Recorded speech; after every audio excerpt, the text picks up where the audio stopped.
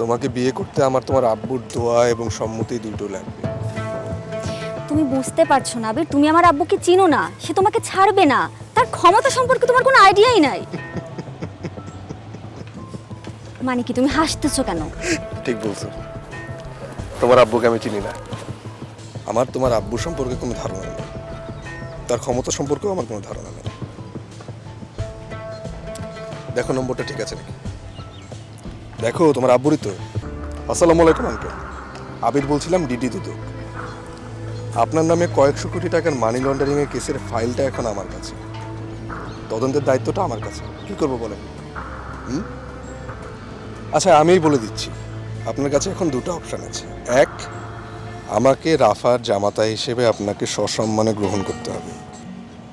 দুই, কাশিমপুরে আপনার শ্বশুরবাড়িতে আপনার গমন করা।